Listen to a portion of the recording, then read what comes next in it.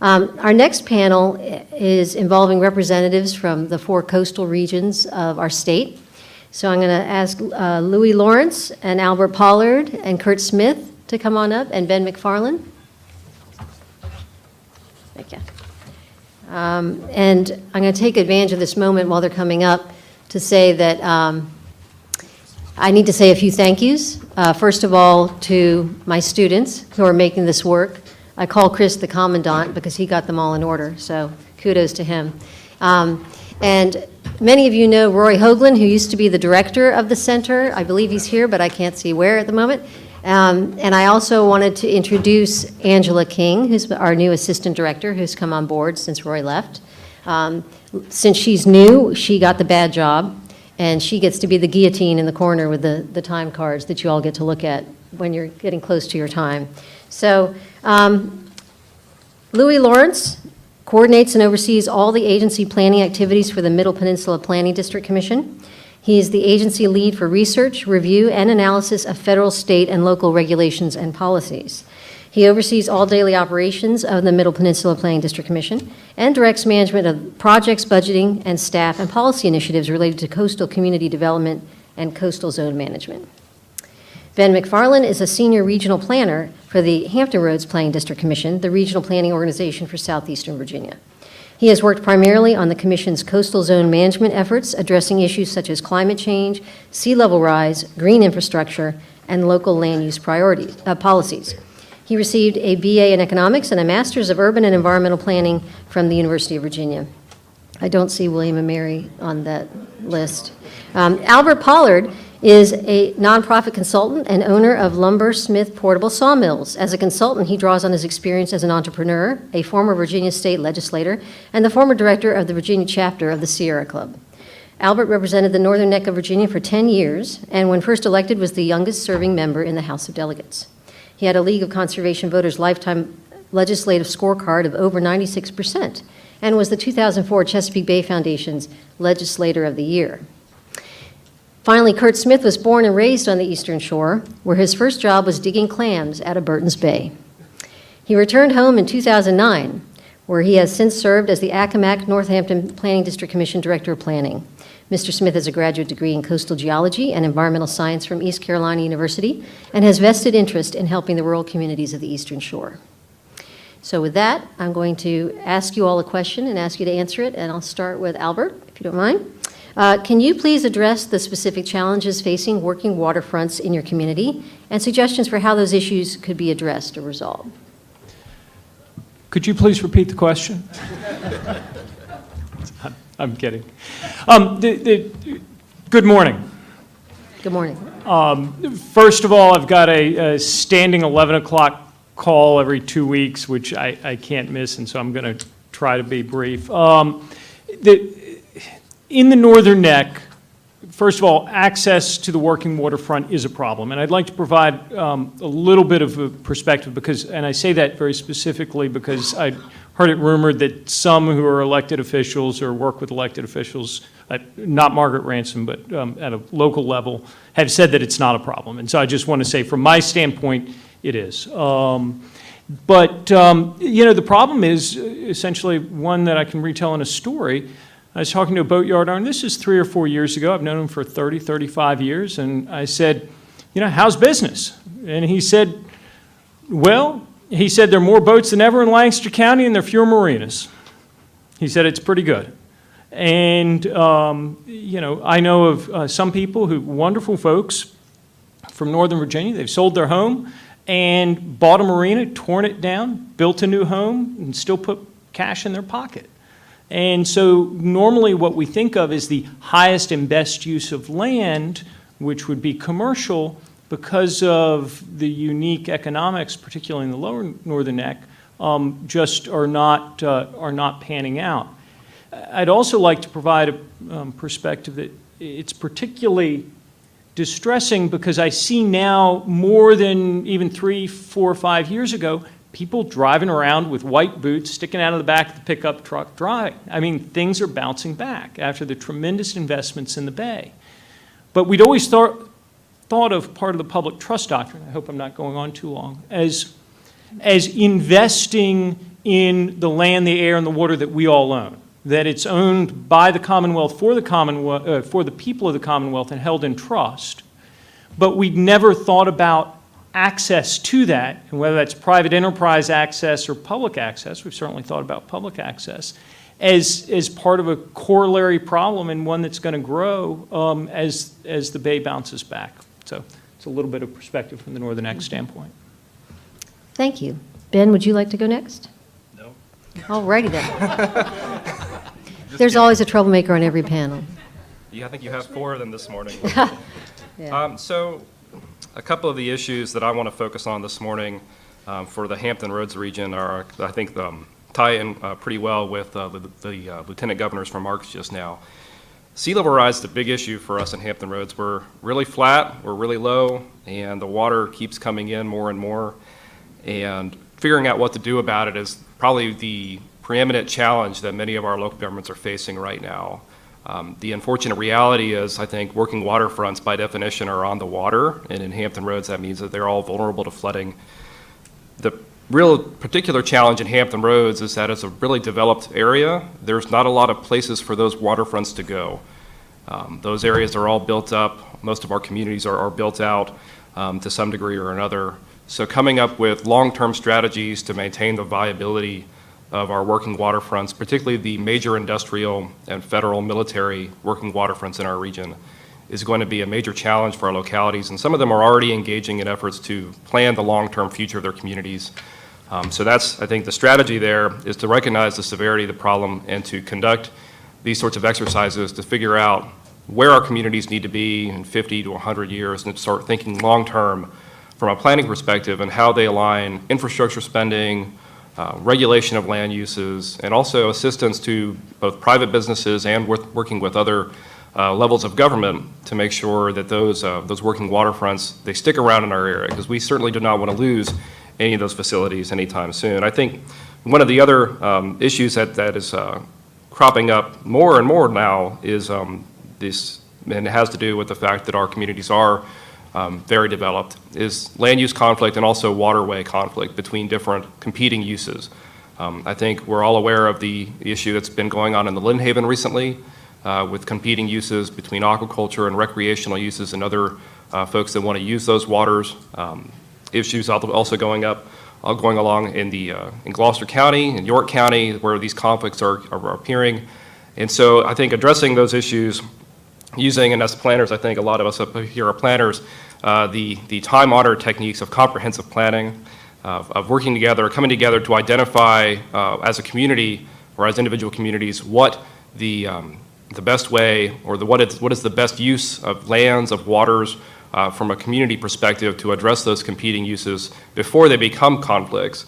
That's, I think, the overall goal of planning, and I think where we're headed right now, and I hope, at least with those particular issues in the Lynn Haven and in the Ware and Gloucester County, that we'll start to try to address those issues from a community perspective so that we can, instead of having conflict in those areas, that we can have uses that are more aligned with each other, and so we can all benefit from those commonly held waterways. Great, thank you. Lewie, how about you next? All right. Well, good morning. Thank you all for taking some time to listen to what we're getting ready to drone on about here. So I wanted to start with first, how many of the old timers in the room remember Costin Crab Company down in Hampton? Anybody here? It closed in the 50s? All right, that was one of my family's crab businesses. They operated that company down in Hampton for probably close to 75 years or so.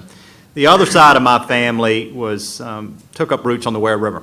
We've heard earlier about that. On the Ware River. Where? Yeah, on the Ware. Yeah. They had most of the bottom ground leased for oyster growing from the mid-1800s up to the collapse of the industry in the 1960s.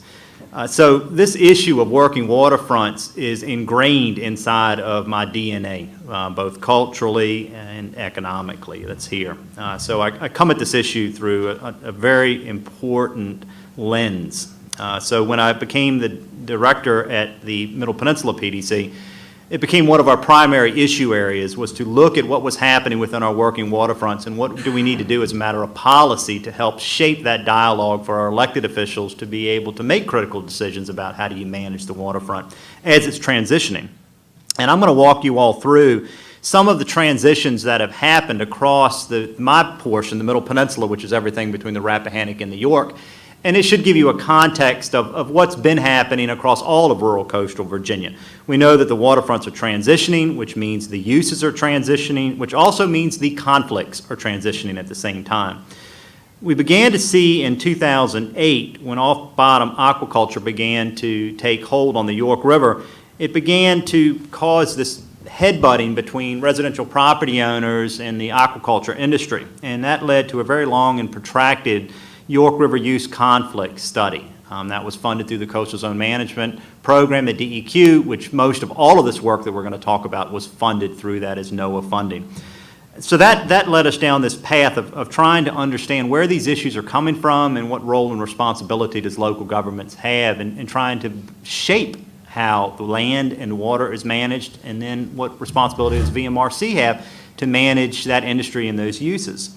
Well, out of that effort began in 2009 questions from our local governments about is zoning adequate? Do we define these uses correctly? How do we address sights and smells and workboats start up at 6 in the morning, and you've got a new crop of residential property owners that didn't grow up with a working waterfront, living on the waterfront, that moved in when the industry was dying. So they never saw an active working waterfront. It's not in their vernacular, it's not in their view shed, so their value systems were different. Who has jurisdiction as these uses begin to change and shift? So we began to start dabbling around the edges on some policy work there. Out of that policy work, we began to hear the need from our local governments to try to do more to expand and support the existing industries, what Mr. Pruitt talked about earlier. So we began to think differently about the role that local governments play for supporting maritime commerce. And we began to propose new and innovative ideas for doing more to support the aquaculture and the seafood industry as a whole, take a lot of land-based approaches for economic development and try to apply them in a maritime setting to create jobs and to keep these kids at home so they don't have to leave these rural communities. At the same time, in 2010, floating homes began to pop up all over North Carolina. They began to pop up in Virginia. Well, what are these? Are these boats or are they homes? How are they permitted? How do you deal with the sewage with it? How are they taxed? Who has regulatory control over them? We've got marinas that have the highest residential density for homes in the water. So should local government regulate those? There are a lot of new emerging questions because the use on the waterfront is shifting. Around 2011, Congress decided they weren't funding dredging anymore. Well, if your boats can't get in and out, you really don't need an active seafood industry because the boats can't float. So now we had to begin to look at how is local government going to respond. If the Corps of Engineers no longer can handle the dredging because Congress has defunded it, whose priority does that become? And what model and who will make the decision about how do we keep our creeks dredged? So we did a lot of work trying to understand what are the implications of not having federal funding to keep our creeks open so our commercial seafood industry and recreational industry can operate. Also in 2011, I got a call from an elected official in Gloucester that was complaining about several of our current commercial seafood docks were closing. And they needed help. The watermen didn't have any place to tie up. They were getting squeezed off the waterfront. So we transferred a wharf from the Virginia Department of Transportation, which in and of itself is a long and protracted story about why VDOT manages commercial wharfs, but they do. And so we were able to transfer that infrastructure back from VDOT into the local hands and put in more commercial slips so that you had better opportunities for watermen to be able to tie up. And we continue to operate infrastructure to this day in the public's name, but for the commercial waterman's benefit. During that exercise, what we began to also look at was the role that zoning plays for protecting the seafood industry. Several things came out of this. For an industry that has existed since Captain John Smith showed up in Virginia, it doesn't make a lot of sense for these seafood businesses to be treated as existing legal non-conforming use. Now that is a very fancy planner's term to mean if your business closes, you don't open your business back up. And it became very frustrating through our lens to look at how uses, like a used car lot on Route 17, it is easier to reopen a used car lot dealership than it is for a guy to open up a crab house on the waterfront.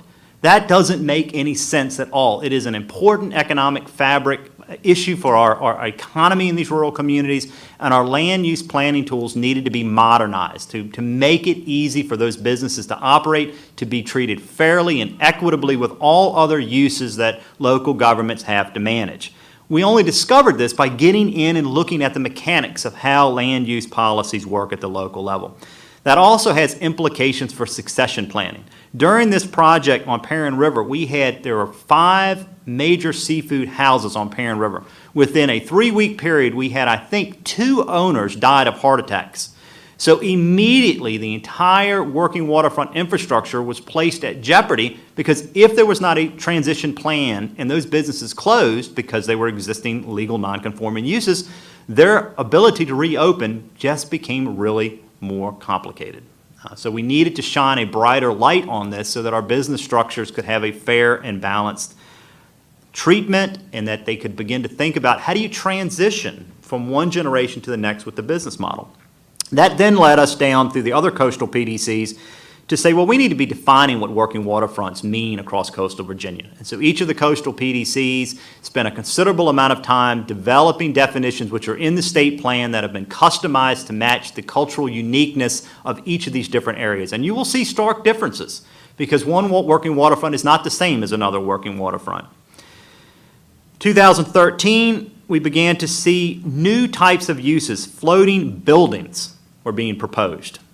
Just like floating homes, how do you permit a floating building? What happens when Virginia Department of Health, box says, well, you got to have a drain field? Well, how are you going to have a drain field for a building that's in the middle of a creek? These uses have not and were not envisioned within the traditional regulatory framework. So as the uses shift, so do our policies and regulatory programs. We need to modernize them to match the changing waterfront that's there. Delegate Hodges was involved with that, and it took a good while, and I think he's going to speak a little bit more about that, about how do you deal with these new emerging uses, so I'm not going to steal his thunder on that one for his panel. We also began to look at new financing approaches for dredging projects in particular. We were tasked with figuring out a way to finance dredging without using general fund money, without raising taxes, and without reducing existing services.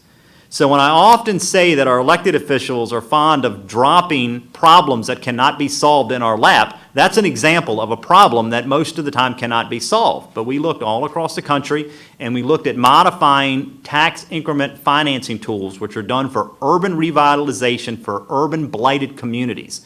And we were able to say, well, this is waterfront blight, and we believe that you can modify how TIF programs work at the local level through sort of an ad valorem taxing structure to generate revenue. As your real estate values increase, you would be able to generate new revenue above a baseline that could go in to fund a dredging program at the local level.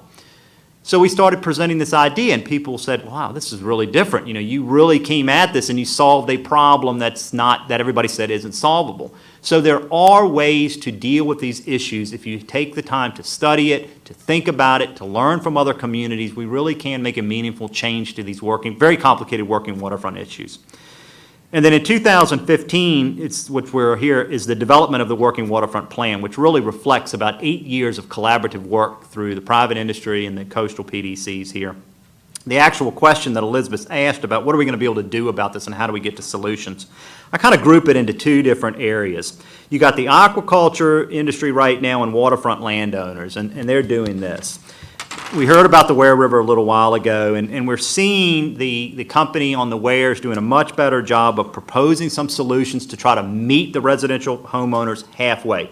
That's important. They've got to stay at the table. Stay at the table. If you walk away from the table, you will not fix it. Same thing happens at the state level and the local level. When we look at how state regulations are influencing working waterfronts and how the implementation of local regulations are influencing working waterfronts, we have to stay at the table. So that is what I think is the most important thing out of this, is keeping people committed to working on these solutions. Okay. Great, thank you. Kurt, my guess you're next. Thank you, Elizabeth. And much like Lewie, I'm a product of my hometown. My family's been entrenched there for 8 generations now, and I'm proud to be working there. And in an attempt to limit redundancy, as all of my fellow panelists' stories definitely have relevance for the Eastern Shore, in an attempt to limit redundancy, I'm going to try to tell the Eastern Shore story by the numbers. So buckle up. So I'm going to keep moving here. Well, first I'm going to say 4. That was the population of Nickawampus, Virginia, where I was born and raised. I want to put that on the map first and foremost. 6 if you count my dogs. 75 miles. We're a 75-mile-long peninsula. We have the most miles of shoreline in the Commonwealth, of any region in the Commonwealth. 45,000 people, speaks to the rural nature of the Eastern Shore. We have 2 counties, 19 incorporated towns, 15 of which have fewer than 1,000 people. We're a unique region in that we have 3 incorporated towns on islands. Those are our 2 incorporated towns of Tangier and Saxis on the bay side, and the town of Chincoteague on the seaside. Obviously, unique challenges there when you're talking about planning work for sustaining working waterfronts long term. We have 2 economic anchors on barrier islands, some of the highest speed real estate in the Commonwealth, if you want to look at it like that, with 2 million visitors going to the Assateague Island National Seashore and the Chincoteague National Wildlife Refuge on Assateague Island. Billions with a B of dollars of infrastructure on the Wallops Flight Facility at Wallops Island on our seaside. 222. We identified 222 working waterfronts in our region. That's over a third of the 600 and some identified in the Commonwealth. The reason for that is, number one, we have a lot of shoreline and we have a lot of water. Secondarily, we defined, the Eastern Shore decided to define a working waterfront slightly different. We included many facilities that were not located on the water in our definition of working waterfronts. These are markets on Route 13, bait shops, things that are very valuable to the overall network of working waterfronts and how the industry operates. Our commission recognized that. 42 million, that was the value of seafood landed in Northampton County alone in 2013. 36 million of that coming from shellfish aquaculture. This is a community of 11,000 people. Just do the math there. The VIM's study found in 2013 that had an economic impact of nearly $100 million on this community of 11,000 people, with nearly 1,000 jobs, and that number's growing. Speaking to access, we want to look at access issues coming from the upland landward side, as well as navigability coming from the water. We have 33 miles. That's 33 miles of roads in our region that are projected to become inundated by relative sea level rise somewhere between 2025 and 2050. That's about 2% of our roads. That number escalates to 25% of the roads on the Eastern Shore by as early as the end of the century. 37%. This is the number, the percentage of the number of creeks on the Eastern Shore. 22 creeks that support working waterfronts that need immediate dredging and immediate maintenance because that 1/3 of our creeks have a draft shallower than 3 feet. In terms of workforce development needs, we've seen some interesting shifts that hasn't really been discussed yet with regards to the actual workforce and the demographics of the workforce.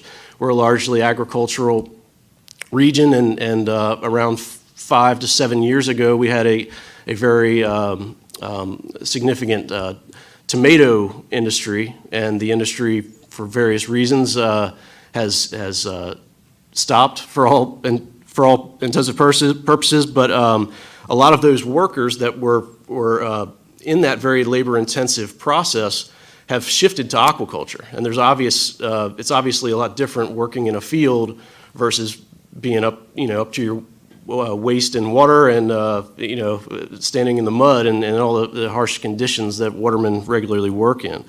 We're working closely with our community college to try to establish an aquaculture training curriculum to address this issue, as well as using a recent grant that we've received from the state to explore the opportunity for an aquaculture, an aquatic workforce development facility, which would be the first of its kind in the Commonwealth.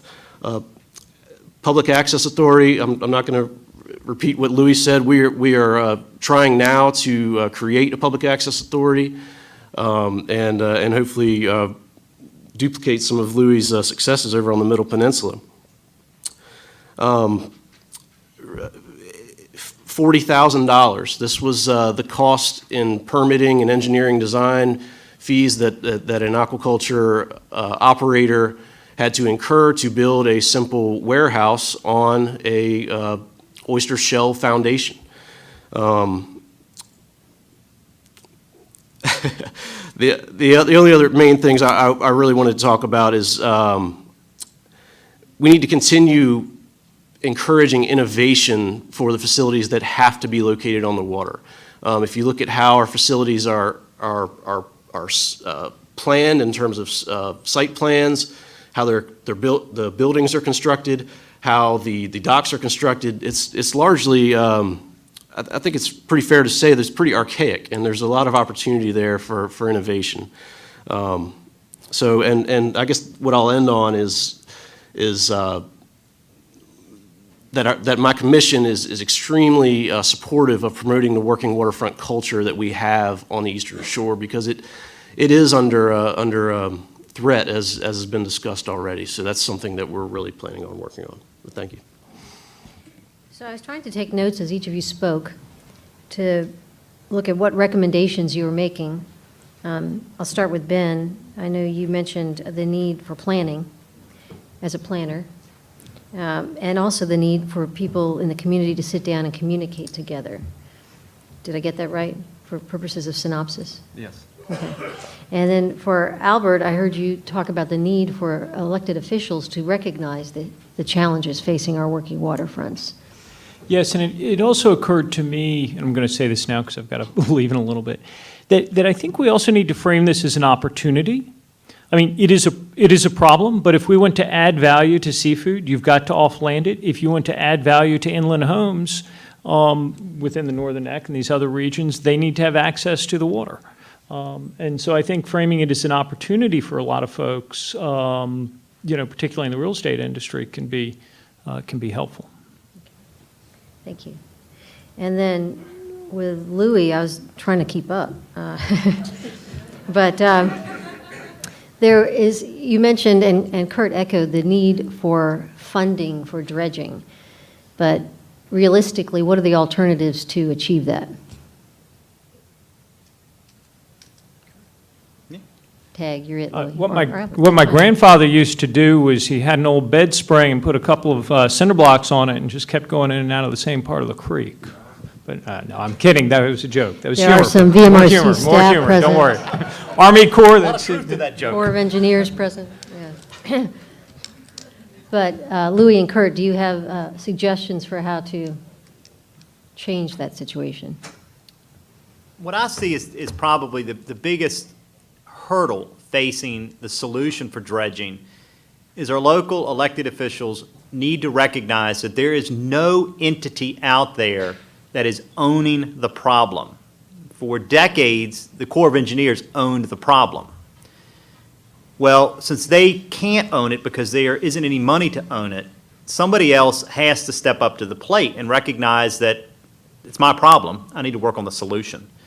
And I don't believe that the issue has fully matured enough yet with enough creeks filling in to where it becomes a normal part of local government's responsibility as a provider of public service to say, we're going to fix this, just like we fix the schools, just like we keep criminals in jail, just like we deal with solid waste, just like we're going to own dredging.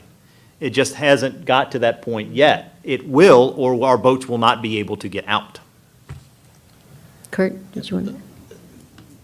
What Lewie is saying for the non-federal waterways definitely rings true to the Eastern Shore in terms of the political side of things. But I think one low-hanging fruit there is that the localities on the Eastern Shore are already spending tens of thousands of dollars annually to dredge out sediment accumulating at the bases of the boat ramps that they own and operate. This is money that could be shifted and used in a regional approach to afford a locally owned and operated dredging system that could handle these small creeks. We're not the watermen using these creeks don't need a lot, but they can't operate with a 2-foot draft. So I think that is a feasible approach. And for larger scale projects on the federally owned channels, I will give the Army Corps credit for shifting its policy to viewing dredge spoil as a value and not a spoil. There's 2 studies either ongoing or proposed right now on the Eastern Shore looking at the beneficial use of dredge spoil. One on Cedar Island on our seaside off of Waterfront, using some of those spoils to look at potentially stabilizing Cedar Island or building up the marshes to make sure that they can keep pace with sea level rise and grow vertically. The other's for Tangier, where there's some innovative approaches being looked at for the long-term viability of the community of Tangier. Another one I heard that you both make reference to is the need to modernize our land use planning to take into account pre-existing non-conforming uses. It sounds like a number of these things require education of the citizens or the local government elected officials. Do you have suggestions for a good way to move forward with that? Well, I think we learned a lot through our York River Use Conflict Project, and Ann Ducey-Ortiz from Gloucester, the planning director, is here. And out of that effort in 2008, she has worked for 8 years now trying to slowly reshape and rechange how the Gloucester Board looks at working waterfronts. And that is yielding significant fruit. And so you've got to have planners at the local level that recognize the complexity of the technical problem and are willing to, when their desk stacks up with problems, something's going to be on the bottom of the stack, something's going to be in the middle, and something's going to be on the top. And I've got to commend her for keeping that issue somewhere up towards the top. And it's that consistency of keeping it at the top of the list and her not letting go of the problem and pushing it and pushing it and pushing it, you begin to see changes in policy. And so that's what really needs to happen. You've got to have those local champions, either at the board level or at the staffing level, that will not let it go until it is fixed. So is it a matter of seeking a zoning ordinance amendment to address those non-conforming uses? There are a lot of technical changes in the definition, how the ordinances are administrated. Many of the ordinances don't even recognize working waterfronts as a right by use. So it's an overhaul of the land use planning tools that would afford equal treatment for that use within that district that's there. A question for Albert. Have you seen as much change in the aquaculture industry as Bill referred to in the very beginning of the day? I know you mentioned some, but in the Northern Neck? We have not seen as much because we don't have as much of the cage culture. And I really think that at a conference like this that we're doing ourselves a little bit of a disservice by using the word aquaculture broadly because there's so many different segments to it. Spat on shell is a use that is not, it's where you grow a baby oyster on a shell, you put the oyster out, and it's much closer to traditional take and put fishery as opposed to cage culture, which is many people feel is ugly and intrusive. Those are their judgment words, not mine. That was, God, y'all are a hard audience. That was,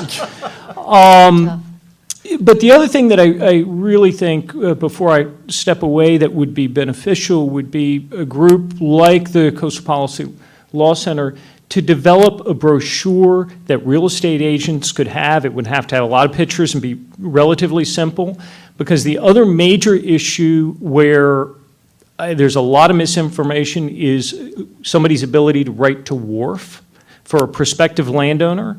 And whereas the majority of people who used to purchase Waterfront had some experience with, land in the Middle Peninsula, Northern Neck, they grew up there, their grandparents had grown up there.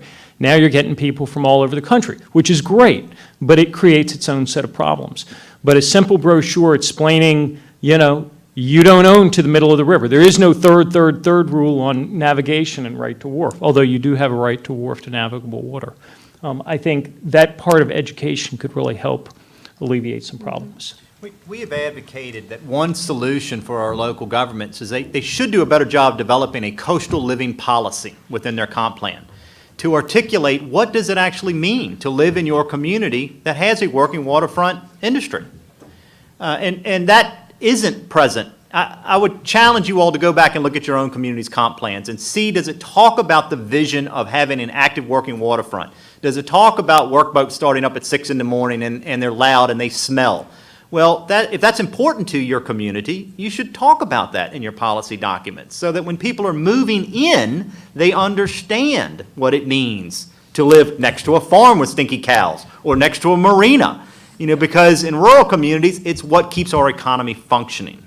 And if you don't talk about it, how are people supposed to know about it? And then you got a problem when they move in and go, wait a minute, nobody told me this guy is going to put out, a pound net in front of my house. Messes up my view shed. Maybe addressed in a brochure like Albert suggested. So now, unfortunately, he had to step out, as he mentioned earlier, but now that I have the 3 PDC gentlemen present, maybe you'd like to describe a little bit about how you went through the Working Waterfront Master Plan development and funneled suggestions from your communities into that. Well, I already described our process of how we approached our definition. We started there and it built out from there. But when our commission considered all the recommendations that are listed in the plan, really the most thought was given to the ones that they ultimately didn't adopt. And for them, they were the recommendations that suggested lowering taxes. That's a very contentious issue in rural areas, lowering taxes for the benefit of working waterfronts, and legacy planning. They had an interesting take on legacy planning where they did not adopt the recommendation to support that. So, Can you say a little bit about why, or is that hot water? it's a little hot water, but might as well. That's why I drove to Williamsburg. I guess might as well just go all in.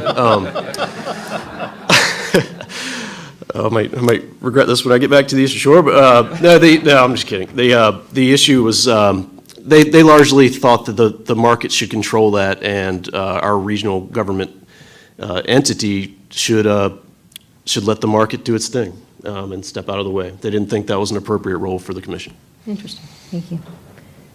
Louis? Sure. Ben? Well, Okay. so a lot of our work on this plan consisted of working with our existing local committees that meet together, so local staff from different departments, but also reviewing existing documents at the local level, zoning ordinances, comprehensive plans, other policy documents. And I think one of the key differences between Hampton Roads communities and the more rural PDCs is that a lot of Hampton Roads communities have already dealt with this issue to some degree, that they all, for the most part, include working waterfront uses somewhere in their zoning ordinance. They've adopted very comprehensive zoning ordinances that have a variety of uses already designated for by right or permitted uses. And so it's not, that sort of lack of recognition of the issue is not as much of an issue in Hampton Roads. I think the other thing that plays into that is that the economy of Hampton Roads has changed quite a bit over time, especially over the last several decades, where working waterfronts used to be a much more prevalent thing on the water, but those uses have kind of gone away as a result of changing economic trends, result of national and global economic forces but also local ones dealing with water quality and accessibility and just general transition from one use to another. I think in Hampton Roads, one of the challenges that we face right now is that for many of our communities, working waterfronts are not necessarily the highest and best use of the land. And so coming up with ways to both allow for those existing businesses to maintain their current status and to provide for these sorts of amenities and other services that residents at Hampton Roads want to have on the water is a challenge, but it's something that our localities are dealing with. I think one of the other issues that we deal with, I think, a little bit more than most of the other PDCs that have been working on this is the role and impact of federal property ownership on the water and how that plays with both local policymaking and regulation and also with financing of improvements. So in Hampton Roads, I think it goes without saying, but I'll say it anyway, that federal property in some ways dominates our waterways. Also major industrial private partners as well. But those federal installations and also the state ones with the port are not subject to local regulation, and they don't pay taxes. So a lot of the resources that would normally accrue to local governments in those areas for these sorts of attempts to maintain working waterfronts or to improve dredging are not necessarily available there as a result of that land ownership system that we find ourselves in.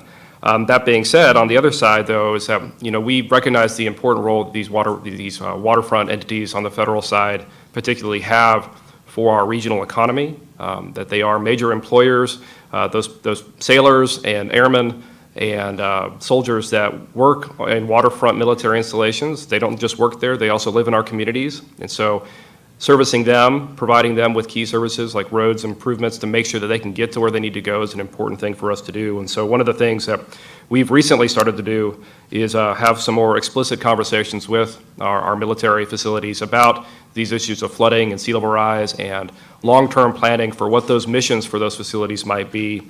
And so actually right now in our region, we're engaged in joint land use studies, which are funded by the DoD's Office of Economic Adjustment. We have two that are ongoing or just starting out right now, one in the peninsula and one in Norfolk and Virginia Beach, and another one that's being developed for Portsmouth and Chesapeake to look at these waterfront issues as a key component of all three of those joint land use studies to try to address any of the sort of waterway conflicts that we see, to make sure that what goes on, what the needs of those services in terms of the waterways and also maintaining their facilities and maintaining access to their facilities are met so that we're not creating conflict where that conflict doesn't yet exist. Great. Really? For my region, obviously, I'm a professionally trained planner, so everything that we do is an iterative process. And at the end of the day, my job is to illuminate choices for elected officials. So I don't get a vote. But what I do bring back is choices for our elected officials.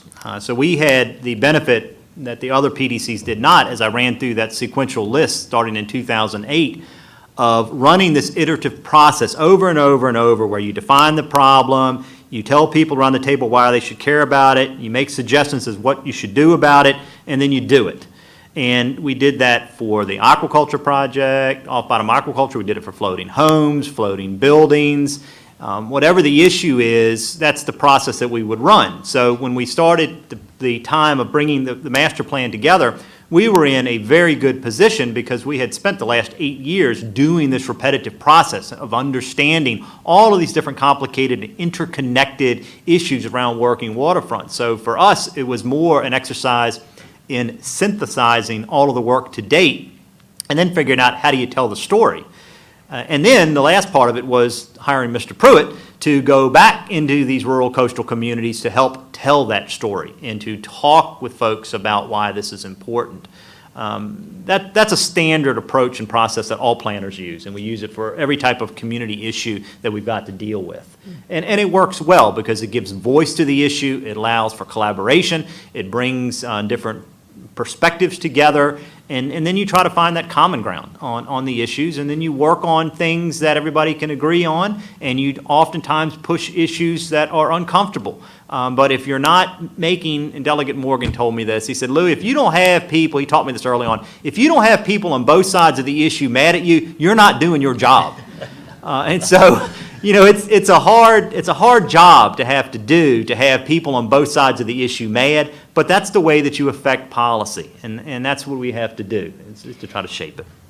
So there was a one-page handout at the front reception table that had a summary of the recommendations in the Working Waterfront Master Plan, and I would urge you to take a look at that. These are the pros to ask the questions of.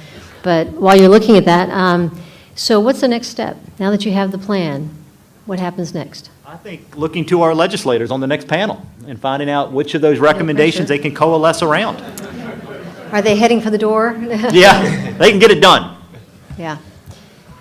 And how are you publicizing it? I think you've posted it on your websites, correct? That is correct. Right. And there will be more. The plan literally is hot off the press. So we will ask you all here to help distribute that, promote it, sell it in your communities. Amongst the steering committee members, were there any recommendations that were the most popular, that everybody really thought should be priority recommendations? I think from my perspective, the one that seemed to resonate the most, and this is going to get into the technical aspects, but when a commercial waterman buys a gallon of gas, diesel fuel is colored different for those of you all that may not know that, but a portion of the tax that is paid for fuel by code is supposed to go into a fund to repair publicly owned working waterfront infrastructure. And that has been on the books since the 80s. During the late 90s, that money was redirected into the bigger Chesapeake Bay cleanup pot that was out there. So for the last 30 years, the commercial watermen have been, paying this tax. The money has not been poured back into the publicly owned working waterfront infrastructure. Well, all of that infrastructure continues to decay. And there's no funding mechanism to rebuild that back. So anytime there's a disaster at a commercially owned wharf, somebody runs into something, somebody drove a vehicle out on it, Mother Nature tore it up, the agencies and the local governments have to look around to see who's got money left in the bottom drawer to try to hobble together a repair. And it seemed to be, when we were talking, and I don't want to speak for legislators, they can do it, but there seemed to be a lot of support for the notion of we've got to find a funding stream to repair this publicly owned working waterfront infrastructure. That money is being paid right now in the fuel tax. It seems to be a reasonable lift to make that money go right instead of left. Send it back to where it needed to go so that we can begin to repair this infrastructure. I think that's a commonly shared problem and solution that's out there. Ben or Kurt, did you have anything to add to that? No, yes, the fuel tax, dredging, public access, and the cultural and heritage component were definitely top priority. Yeah. I think in general, from our perspective at the PDCs, that we're in favor of giving localities more enabling authority to do things, particularly when as a really strong Dillon rule state where the legislature has strong control over what localities cannot do. It's important to give localities the flexibility to do targeted policies, and I think we covered a few of those in the plan in terms of taxation and land use as well. I think there's also a lot of work to be done in educating localities on what their existing authority already allows them to do. I know there's been some discussion, to get into the weeds a little bit, on zoning authority and concurrent authority over structures that are attached to the land, for example. So wharves, piers, and docks that are attached are under concurrent jurisdiction by both localities and the VMRC, different sides of the issue for each of those entities. But that's something where I think there's a lot of misunderstanding or lack of, that we're continue education and working with our local governments across the coastal PDCs will be an important part in taking advantage of the authorities that our legislators have already given us to make effective public policy. Final question before I open it up for you all to ask them questions about the document. I know you're reading thoroughly. Were there any innovative ideas about working waterfronts to help them to survive and thrive that surprised you that came out of this process? One thing that was considered for our region was potentially establishing a state program that recognizes the importance of specific historic hubs, if you will, facilities that are critical to the overall working waterfront network in our coastal areas. Something along the lines of the historic designation, just something to put them up front and center. So, yeah. Yeah, I agree with that one. That's a good one.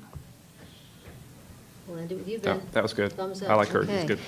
So, are there any questions for the professionals? This is their area of expertise, and this is your opportunity. Any of the recommendations for the Working Waterfront Master Plan that you'd like to ask about?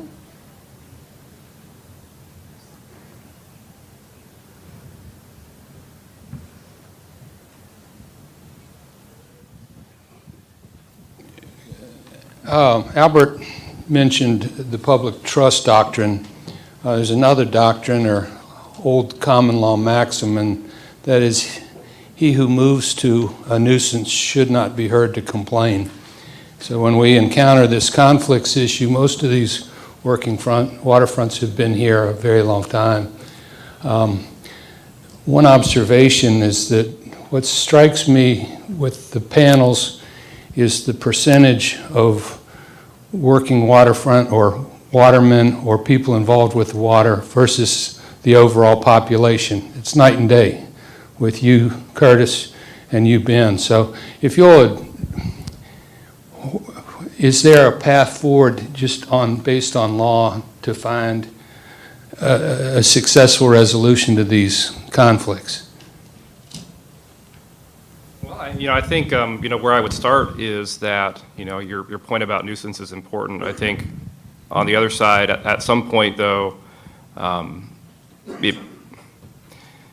it can become, I guess, more beneficial to the community as a whole to reduce the property rights of some in a comprehensive manner, so that the community as a whole if it's changing, can actually benefit from lessening some of those nuisances. That being said, I think local zoning ordinance is a very powerful tool for making property rights very clear. And I think in Hampton Roads and our communities, what those localities have done is adopt zoning ordinances that have identified specific districts where these sorts of uses are allowed, the types of activities that are allowed in those districts, and so where they're allowed by right versus where they might need a conditional use permit.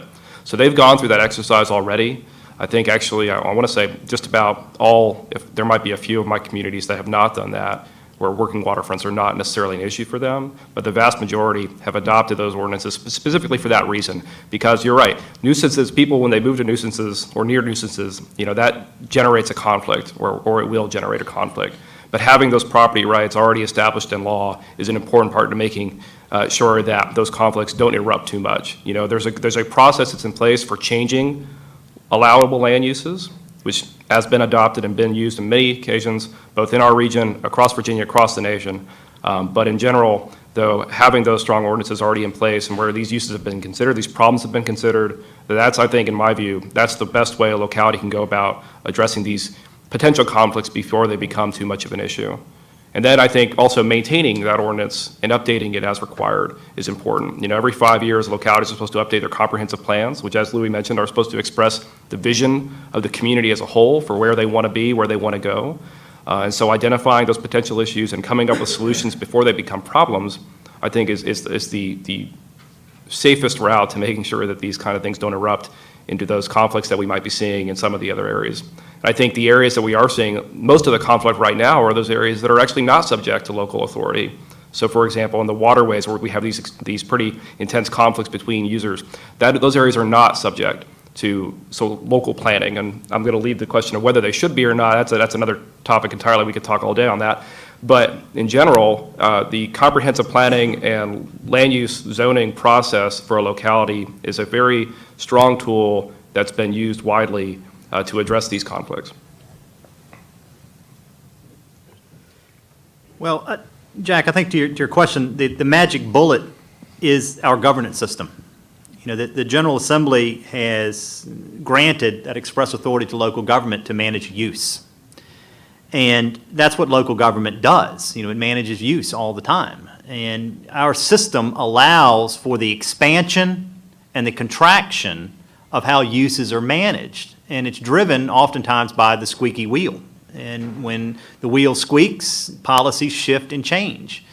If there wasn't an active seafood industry right now, there wouldn't be use conflict around the seafood industry. And we went through a period of about 20 years where these conflicts didn't happen. So there wasn't any need to reshape public policy because the seafood industry was relatively flat and stable. Well, now it's shifting. Now it's changing again. But our governance system is designed to take that into account. You know, we've got a process that allows for the public to have a voice in this. It allows for elected officials to figure out how do you find balance, how do you find the center, what's right for your community, and then you shape policy around that. There are some uses and principles that have remained constant within your zoning ordinance since zoning was applied in the Commonwealth of Virginia. And then there are new uses that were never envisioned that fall into your table of permitted uses. And as your use activity changes, your policy documents have to respond. If they don't respond, you're going to have conflict. Will we get it right? Absolutely not. But we can make it better. And then you wait for a while, and then you work on it some more. And it's being committed to doing what's best for your community, I think, is the magic bullet that's there.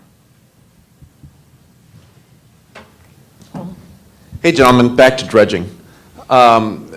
There's not a lot of money. There's almost no money for shallow draft dredging, as you all know. But what little money there is tends to go to those communities that are either federally interesting, as you know, or economically interesting. As it is, based on my experience, we do a good job engaging the feds at the community level. But to become more interesting, is there a framework you're putting together amongst PDCs at your level to form a delegation to get a better picture to the feds? And I offer that because that's what we did for Norfolk at the federal level. We made it federally and economically fascinating for the deep dredging. For you, for the PDCs, you might have better luck if you're forming some sort of coalition. Are you? Informally, I would say yes. You know, our congressional delegation is very aware of the issue. They are down on our side frequently holding town hall style meetings. They are catching an earful from the commercial watermen. They're catching an earful from the residential property owners. Nothing shapes and changes policy at the local level faster than a crisis or a disaster.